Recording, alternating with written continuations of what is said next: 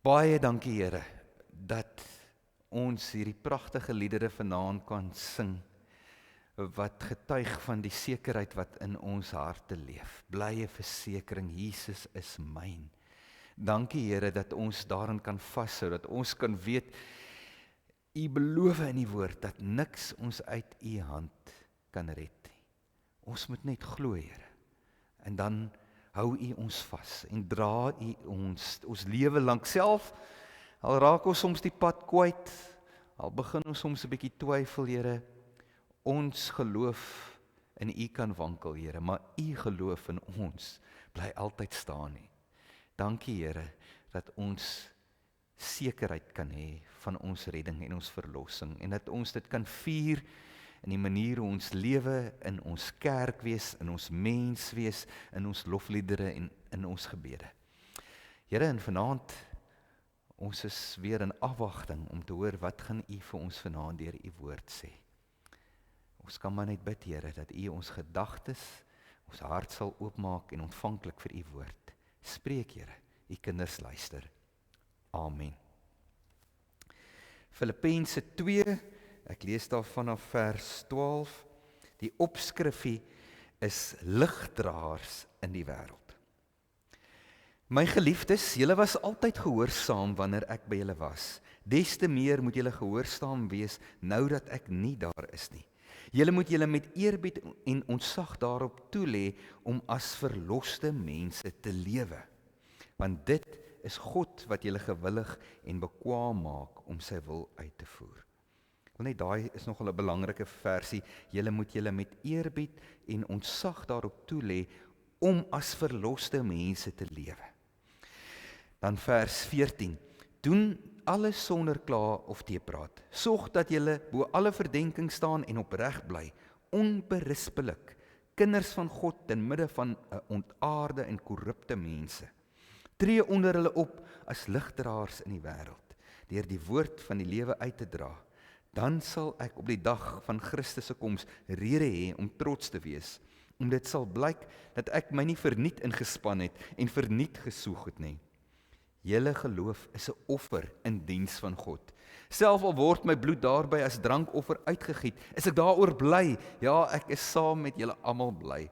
Om dieselfde rede moet julle ook bly wees. Ja, saam met my bly wees. Tot sover. Ons het gister genoem dat die gemeente van Filippi was 'n minderheidsgemeente. In ander woorde, hulle was net 'n paar gelowiges, Christene, in 'n stad wat deurweek was van mense wat die Romeinse gode aangebid het, mense wat Griekse gode aangebid het, mense wat nog die Joodse geloof aangehang het. Was hulle maar 'n klein groepie mense wat nie enige koppeling gehad aan magstrukture of invloed nie. Niks wat hulle sou beskerm nie. En nou kom Paulus en nou doen hy 'n beroep op hulle dat hulle moet 'n sekere leefstyl handhaaf. 'n Leefstyl, hulle moet lewe volgens die evangelie. En ek kan net dink dat in die omstandighede waar hulle hierdie minderheidsgroepie is, kan dit verseker nie maklik wees nie. Dit is te betwyfel of die leefstyl van 'n Christen in hierdie stad van Filippi, waar die mense beskryf word as ontaarde en korrupte mense, dat dit so goed afgaan tussen hierdie ontaarde en korrupte mense. Maar dit is wat die evangelie eis. Baie waarskynlik het arme Lydia, die eerste bekeerling daar in Filippi, en die slaaf, en die tronkbewaarder en al die ander gelowiges, maar 'n moeilike tyd gehad om hulle geloof uit te leef. Hulle het waarskynlik verwerping ervaar van hulle vriende en familie, spot, mense wat hulle uitgelag het, self moontlik ook vervolging. Binne hierdie omstandighede sê Paulus vir hierdie gemeente van Filippi, julle moet ligdraers wees. En dis 'n treffende beeld, 'n beeld wat ons almal vandag ook goed kan verstaan. Lig, vriende, is wêreldwyd en universeel 'n simbool van hoop. die teenoorgestelde van wanhoop en korrupsie en donkerte en duisternis. En ons almal ken die impak van lig. En ons weet ook hoe donker dit raak. Hoe groter raak die impak van lig. Dit het load shedding vir ons geleer. Net kyk toe hierdie mense aan goed geld gemaak en lampies en liggies en batterye en flitse. Hoe belangrik is lig vir 'n mens?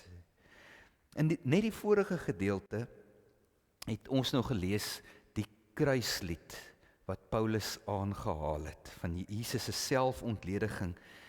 En in hierdie gedeelte van Jesus se selfkruisiging, sy selfontlediging wat verduidelik oor sy kruisiging en hoe hy homself verneder het, verduidelik hy vir hulle, dis die evangelie. En dan sê hy nou, julle het nou gehoor waar dit gaan. Nou moet hierdie evangelie uitleef. Julle moet dit deel maak van julle leefstyl. Daar is 2 beskouings binne die kerk van wat dit beteken om toegewy te leef aan God. Die een beskouing is dat ons geloof, dit wat ons glo, is 'n raamwerk wat bestaan uit reëls en riglyne en wette en tradisies aan gehoorsaamheid en navolging van die woord. Dis die een beskouing. En dan is daar die ander beskouing wat sê, nee, geloof is iets wat hier, jou uitlewing van jou geloof is iets wat hier van binne afkom. Dis 'n manier van lewe voor die Here. Dis 'n leefstyl. Maar weet julle, hierdie 2 staan nie teenoor mekaar nie. Eintlik komplementeer hulle mekaar. En dit is ook iets hiervan wat Paulus kom sê, dat hierdie 2 is nie in bekleierery met mekaar nie. Eintlik is dit al 2. Dat ons moet leef vanuit hierdie raamwerk van ons gemeenskaplike geloof en die woord en die riglyne en die wette en die tradisies wat daaruit kom, maar ons moet dit ook deel maak van ons lewe, dat dit nie net die een is of net die ander een nie, want dan kom daar probleme. Julle het al gehoor, Gandhi het gesê, dat hy is baie lief vir Christus. Dis net die Christene waarvan hy nie hou nie.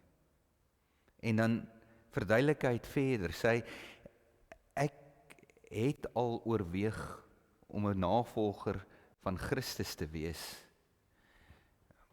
tot ek gesien het hoe lyk die lewens van ander mense wat navolgers van Christus is. Sjoe julle, dis 'n verskriklike klap na die kerk se kant toe. 'n Verskriklike aanklag op mense wat binne die kerk sit. En dis nie net Gandhi wat daai aantuiging maak nie. Dit is van die grootste kritiek teen die kerk van buite af, is dat ons het hierdie ongelooflike, pragtige morele raamwerk wat Jesus Christus vir ons kom gee het, waarvolgens ons moet lewe. Om naaste liefde uit te leef, om barmhartigheid na te streef, om goeie dade te doen, om nederig te wees en geduldig en verdraagsaam en die ander wang te draai en al daai goeders. Is pragtig. Maar ons doen dit nie. Dit is woorde in 'n boek en dis dalk woorde wat ons soms hier in die kerk vir mekaar sal sê, dis wat ons moet doen en dis hoe ver dit gaan. Nie altyd nie. Ek wil homself sê gereeld nie. Maar dis die aantuiging wat die wêreld teen ons maak. Dat as hulle kyk na die gemiddelde Christen se lewe en hulle kyk na die gemiddelde ander ou wat probeer om 'n goeie lewe te lei, dan sien hulle nie regtig waar daar 'n verskil is nie. En ja, ek dink hulle oordryf so bietjie. Ek wil tog sê ek sien 'n verskil in mense wat in die Here glo en wat getrou is aan sy gebooie en wat kerk toe kom. Maar vir die ouens daar buite, hulle sien 'n ander prentjie. Die gemeente van Filippi was maar klein. En Paulus het geweet, as hierdie gemeente enigstens 'n kans wil hê om te groei, om uit te brei. Sal hulle moet anders te wees. Hulle sal op 'n ander manier moet leef, sodat hulle uitstaan. Dat mense na hulle gaan kyk en iets sien, maar hierdie mense is radikaal anderste, is waaraan ons gewoond is en wat ons verwag van mense om op te tree.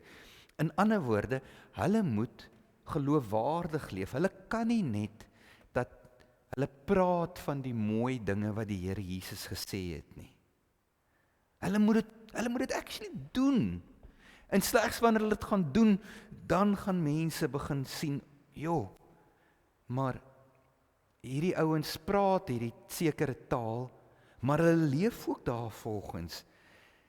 En dan gaan mense aangetrek word om te hoor, maar hoekom? Wat maak jou so anders? Hoe kry jy dit reg, byvoorbeeld, terwyl dit so sleg gaan, nog steeds met 'n glimlag op jou gesig rond te loop?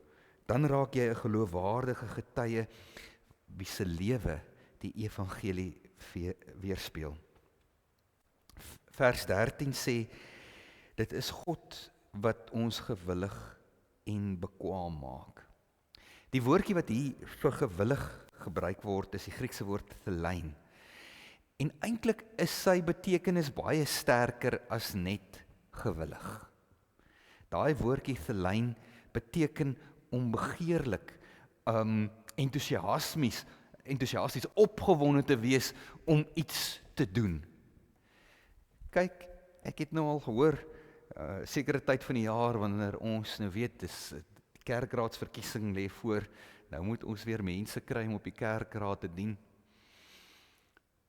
Dan weet 'n ou, daar is sekere mense wat bereid sal wees om op die kerkraad te dien. As jy gaan vra, hulle sal dalk ja sê, omdat dit goeie mense is, en hulle is lief vir die kerk, en hulle voel verantwoordelik, en hulle het 'n sterk besef van plig, en op grond daarvan sal hulle ja sê. Maar dis eintlik nie die tipe mense wat mense op die kerkraad wil hê nie. Jy soek daai ou wat hy wens so iemand vra hom. hy is nie net gewillig nie. Hy is gierig. Hy is begeerlik. Hy is opgewonde. Hy is entoesiasties. Hy glo. Dit is waar die Here hom wil en kan gebruik. Hy kan nie wag om op hy kerkraad te kom nie. Dit is wat hierdie woordjie thelein beteken. Die Here roep ons om op 'n sekere manier te lewe. Maar dis nie net uit ons eie krag wat ons hoef te doen nie. Hy maak ons bekwaam en gewillig. Die Here maak dit vir ons so, dat om volgens die evangelie te leef, hoe moeilik dit ook kan wees en uitdagend dit is, ons nog steeds dit wil doen. Dat dit nog steeds vir ons 'n voorreg is, in iets waarin ons 'n stuk blydskap en vreugde kry, om hierdie evangelie te kan uitleef, al vra dit soms opoffering.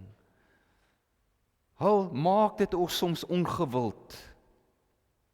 Al is daar soms 'n makliker pad om te loop, dan leef ons die evangelie en ons is gewillig, ons is thelein, ons is opgewonde en entoesiasties om dit uit te leef. En God staan, so God kom en hy maak jou gewillig, hy bring in jou 'n hartsverandering, dat jy graag hierdie evangelie wil uitleef. Maar dis nie asof God jou indoktrineer nie. Dis nog iets wat mense soms teen Christene hou, sê, ja, julle glo mos, as jy jou, dat God kom bly in jou, en dan raak jy nou net 'n marionet, 'n pop, wat die Heilige Gees beheer. Nee, jy moet nog steeds toelaat, die Here innooi, te sê, Here, kom, verander my hart. Kom, maak my gewillig. Jy nooi die Here, en dan gaan hy kom, en hy gaan dit vir jou lekker maak, om volgens die wyse te leef, wat hy wil hê jy moet leef. Die vers sê ook dat God ons bekwaam maak. In ander woorde, God stel ons in staat om sy wil uit te voer. Hy stel ons in staat om hierdie sekere leefstyl te leef. Bekwaam maak beteken weer eens dat jy het nie eintlik 'n verskoning nie. Hoeveel keer hoor ek van mense wat sê, ag, Dominee, ek is te skaam, of ek is 'n introvert, of dis nie regtig waar my gawe daai nie, of gee my nog so 'n bietjie tyd, ek is te jonk, of ek is te oud, of ek is... Die Here maak bekwam. Hy soek net 'n gewillige hart. En dan maak hy nog gewillig ook. Hy soek net 'n hart wat 'n gesindheid wat sê, Here, kom maak my gewillig en bekwam. En dan, Here, dan gebeur die wonderlike. En ek glo hier is julle ek wil so graag sê julle almal wat vanaand hier sit, weet dalk waarvan ek praat. Dat as jy regtig waar lief is vir die Here en jy ervaar sy liefde elke dag, dan is daar 'n stuk vreugde om vir hom te leef en met mense oor hom te praat. Dit raak nie meer 'n plig nie, dit raak nie moeilik nie. Ja, soms, maar dan self wanneer dit moeilik raak, dan kan 'n ou nog steeds blydskap daarin kry. Daar is 'n gedagte in die kerk by sommiges, dat alles is mos nou maar genade. Nee, so, ons hoor nou wat vanaand hier gesê word, en dis goed, ons is lief vir die Here, ons is nou goeie mense, maar dis nou nie of ek regtig waar iets nou verder hoef te gaan doen nie oor nie. Ek is mos nou klaar gered, die genade van die Here is mos nou genoeg, al my sondes is gewas deur die bloed van die Here Jesus, en ek staan rein met hom. Maar ek dink daai mense verstaan dit so bietjie verkeerd. Dallas Willard is 'n baie bekende Amerikaanse teoloog, hy so 2-3 jaar gelede is hy oorlede. En hy het dit baie mooi gestel. Ek was baie bevoorreg, toe hy nog geleef het, was hy 1 jaar in Suid-Afrika wat ek hom gehoor praat het, maar hoor gou wat sê hy hier. Vir die innerlike mens om soos Christus te word, is natuurlik nie bloot 'n menslike prestasie nie. Dis uiteindelik 'n geskenk uit genade. Nietemin is sinvolle menslike pogings noodsaaklik. Geestelike vorm in Christus is nie 'n passiewe proses nie. Genade maak ons nie passief nie. Goddelike genade is God wat in ons lewe werk om dit te bereik wat ons nie op ons eie kan nie. Ek sê geweer, goddelike genade is God wat in ons lewe werk om te bereik wat ons nie op ons eie kan nie.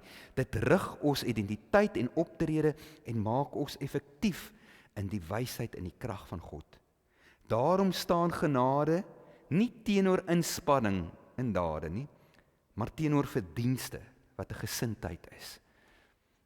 So julle hoor wat julle sê, daai ding van ek hoef niks te doen nie, want God het alles reeds vir my gedoen, dis alles net genade. Dis nie waar nie. God sê nie, omdat hy alles vir ons gedoen het, nou moet ons niks meer doen nie. Al wat hy sê is, jy kan niks verdien, dit wat jy nou gaan doen, kan jy nie my genade meer verdien nie. Jy kan nie my genade verdien nie, maar God vra ons nog steeds vir inspanning, dat ons tot aksie en dade sal oorgaan. Dit spruit van uit 'n ou se geloof. Jakobus in die boek Jakobus sê het ook dat geloof sonder dade is dood. Maar dis nie eintlik dat dit so seer dood is nie, is eintlik dat dit onmoontlik is. Dit kan nie wees nie. Want as jy regtig waar in die Here glo, en as hy regtig waar in jou hart en in jou lewe werk, dan gaan die dade half van self kom met 'n blymoedige hart. Paulus beskryf in hierdie gedeelte 4 kenmerke van ligdraers. Die eerste een wat hy sê is dat julle moet hierdie dinge doen sonder om te kla of te praat. Nou, ons het reeds gesê, die omstandighede in hierdie gemeente van Filippi was nou nie die maklikste om jou geloof uit te leef na buite nie. Paulus het geweet dat hierdie gemeente, hierdie lidmate, hulle gaan maar 'n bietjie opdraand kry. Hulle gaan teenstand kry as hulle nou hierdie leefstyl in hierdie korrupte Filippeense gemeenskap, ek dink ek kan dit so sê, gaan uitleef. Maar dis wat hy vir hulle sê, weet julle, kla en teepraat gaan nie help nie. Inteendeel, dit gaan net die krag van die evangelie minder maak. En dit sien ek ook, dit beleef ek ook, wanneer mense wat sê, hulle is gelowig en hulle vertrou op die Here, en dan, dan is dit moan, klaar, hierdie is te veel, daar is te swaar, dis te erg. Dis lekker om soms af te pak, nee? Mens moet dan so 1 of 2 mense het, wat jy bietjie kan afpak. Ek dink ons almal het 'n behoefte soms, nie, om jou hart 'n bietjie skoon te maak, en as jy mismoedig word, maar ek ken mense, dis hulle, die Engelse praat van hulle default. As jy vir hulle vra, hoe gaan dit? Dan sê hulle, dit gaan goed, maar, en dan, en dan wonder ek, daai persoon wat nou hier sit en my kla, as sy nou met mense praat, oor haar geloof, hoe ernstig hulle haar gaan opvat. Hoe aantreklik is haar geloof vir ander mense, as sy so permanent kla, of hy so permanent kla. Nee, so negativiteit en pessimisme haal die krag, die geloofwaardigheid van die hoop en die vreugde wat die evangelie is, haal dit eintlik daaruit. As ons ligdraers is en jy is heeltyd negatief, dan is jou liggie maar dof. Die teepraat het waarskynlik ook te doen met mense wat jou teengaan, en hier in die gemeente van Filippi se konteks, mense wat hulle aanvat oor hulle geloof. Om te sê, moenie bekleierig, jy moet nie met hulle teestribbel nie, draai die ander wang, wees die minste, loop weg, môre kan jy weer, deur die manier hoe jy leef, hulle probeer beïndruk, maar moenie mense aanvat nie. En dis 'n moeilike een, in ons samelewing, waar ons glo in menseregte, jy moet op jou regte staan, gaan daai nie altyd so maklik nie. Dominee wat in Oos-Duitsland groot geword het as 'n kind, sê dit was nie maklik nie. In Oos-Duitsland, voor die val van die Berlynse muur, is hulle toegelaat om hulle geloof uit te leef, maar hulle was ook 'n minderheid, en hulle is bespotlik gemaak. Hy vertel dat by die skool, per geleentheid, die onderwyser in sy klas, sê daar was 30 kinders in die klas, en was daar so 4 of 5 van hulle, wat Christene was. Dan het hulle genoem, gesê, kom staan julle hier voor. Julle wat Christene is, kom staan hier voor. Want hy gesê, kinders, sien julle, so lyk mense wat te dom en lui is om vir hulle self te dink en wat in God glo. Julle mag nou maar vir hulle lag. Dit vertel hierdie ou vir die werklikheid, dit het gebeur. En dalk moes hierdie arme mense in Filippi ook so iets deurgaan. So ja, dan moet 'n ou vashou aan die belofte van die Here, wat ons net in hierdie vorige gedeelte gelees het. Wat sê, kyk hoe die Here Jesus verneder, en God het hom opgehef. As jy deel het in God se lyding, gaan jy ook deel hê in sy verheerliking. So laat hulle maar spot, laat hulle sê wat hulle wil, om het nou mooi te stel, ons dag gaan kom. So, as die ouens jou wil aanvat, en wil moeilik wees, dan moet jy wees soos hierdie prentjie. Markus wys gou vir ons daai. Jy moet maar jou liggie laat skyn. Dis al wat jy moet doen. Moenie wees soos hierdie prentjie nie. Ja, dit is nie om jou lig te laat skyn nie. Vriende, en dan die volgende ding, karakter van iemand wat sy van 'n ligdraer is, jy moet bo verdenking wees, jy moet opreg wees, onberispelik, sê Paulus hier in Filippus. As 'n kind van God, reflekteer jou gedrag op sy kerk, op die Christendom, op ons almal. Dit het my so geïrriteer as 'n kind. Ek kon dit nie verstaan nie, dit het my baie kwaad gemaak. As ons 'n aand iewers heen gaan, my pa wat altyd vir my nader geroep het, en dan het hy vir my die Lewiete voorgeles. Hy gesê, luister, ons gaan nou vanaand uit, nee, jy gedra vir jou. Jy gooi nie ons gesin se naam weg nie. Nou kyk, ek wil nie sê ek was 'n verskriklike stout seun nie, maar ek was maar 'n besige enetjie, so my pa het dalk rede gehad om so met my te praat. Maar ek het so dikwels daai storie gehoor van jy gaan nie ons naam weggooi vanaand nie. Jy gedra vir jou. Dat ek op 'n kol vir my pa uitgebars het gesê, pa is meer geworried oor wat ander mense dink as pa worry oor my. Ek het verlang was dit toe ek kon nie verstaan dat hy so erg was daaroor nie. Nou vandag as 'n volwassene verstaan ek wat my pa bedoel het. Dat ons is familie, ons word gekoppel aan mekaar.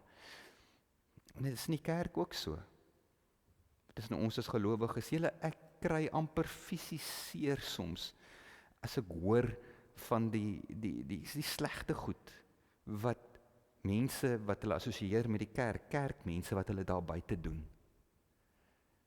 En dan dink ek, ja, almal weet jy's 'n lidmaat van daai kerk of van hierdie kerk en nou staan jy daar buite en jy doen hierdie dinge, jy hang by daai plekke uit, dis besef hulle nie hoe seer hulle die kerk maak nie. Dat ons wil almal saam trots wees op mekaar. Ons wil nie mekaar tot skande wees nie, maar meer is dit. Daar's 'n hemelse Vader wat ons wil trots maak. Paulus sê, wees onberispelik. Bo verdenking, wees opreg, want jou gedrag reflekteer op Christus. Dis in die naam wat ons dra. Ons sê ons is Christene. Ons dra Christus se naam met ons oral waar ons gaan. En ons moet so leef soos dat ons sy ambassadeurs is. Dat hy nooit hoef te skaam vir ons nie. Ek was al in 'n winkel waar 'n kind 'n tantrum op die grond gegooi het, wat ek gesien het hoe die ma omdraai en wegloop in die volgende gangetjie. En ek kon dit heeltemal verstaan. Sy wil nie gehad het enige iemand moet weet dis haar kind nie. Sy het net weggeloop. Die goeie nuus is, God sal nooit van ons wegloop nie. God sal nooit sy rug draai op jou en wegloop nie. Maar ek dink dit moet hom seermaak, dit moet hom diep teleurstel as ons op 'n manier optree wat sy koninkryk, wat hy so duur voorbetaal het deur die bloed van sy seun, die naam daarvan weggooi. Hierdie liggie wat ons brand, is 'n brandstof. Is ons geloof in die woord van God en die manier hoe ons dit uitleef en God se liefde ervaar elke dag. Dis wat ons in die gang hou. Dit is wat maak dat ons hierdie liggie kan brand om in 'n verhouding met die Here te leef. En daarom, ek het al 'n paar keer hierdie jaar dink ek daaroor gepreek. Is dit so belangrik 'n ou se persoonlike verhouding met die Here. Lees jou Bybel, doen jou stilte tyd, gaan mediteer iewers op 'n klip wat jy net met die Here kan praat en jou hart kan skoonmaak. En dan wees blymoedig. Dis nog 'n karakter van 'n ligdraer, hierdie blymoedigheid. As jy jouself aanmeld as 'n slaaf vir God, 'n dienaar van God, dan weet jy mos, dit is nie 'n juk wat jy nou gaan dra nie. Ja, daar gaan moeilike en swaar tye kom, maar dis 'n pad van vreugde en blydskap en oorwinning en hierdie ongelooflike belofte, hierdie beloning wat eendag vir jou wag, wat moet kan maak dat alles wat jy hier moet verduur, moet jy eintlik kan sê, dis alright, ek weet wat vir my voorlê, die Here gee my krag, ek kan hierdeur kom, om blymoedig te wees in watter omstandighede ook. Hierdie laaste gedeelte wat Paulus hierdie laaste paar verse sê, Paulus 'n paar keer, ek is bly vir julle. Weet julle, en al kos dit ook my lewe, hierdie evangelie waarin ek my verbly, dan sal ek my ook daarin verbly, en ek wil hê, julle moet julle ook verbly in my omstandighede nou, omdat ek nog steeds die evangelie kan uitdra. Dit is vir Paulus 'n saak van blydskap, dat jy deur God gewillig en bekwaam toegerus word om die evangelie te gee, dat hy sy gees vir jou stuur, wat vir jou vreugde en vrede en hoop en liefde gee, om hierdie dinge te kan doen. Moenie dat die Satan hierdie wêreld, omstandighede, jou blymoedigheid, jou blydskap, jou vreugde steel nie. Want 'n ou wat met 'n lang gesig deur die lewe loop, is nie 'n goeie getuie vir die evangelie van Jesus Christus nie, wat 'n saak van hoop en verlossing en redding is. Mag ons elkeen wat vanaand hier sit, goeie ligdraers wees. En wanneer jy bietjie afvoel, nê, dis reg, ons almal het daai dae. Maar moenie dat dit 'n leefwyse raak om negatief te wees nie. Gaan kry iets wat jou hart weer 'n bietjie ligter maak. Gaan kyk 'n mooi fliek, lees 'n lekker boek, bel jou kleinkinders, doen iets wat vir jou vreugde verskaf, dat as jy by die deur uitstap, jou liggie helder sal skyn van vreugde en blydskap in hierdie Here Jesus van ons. Amen.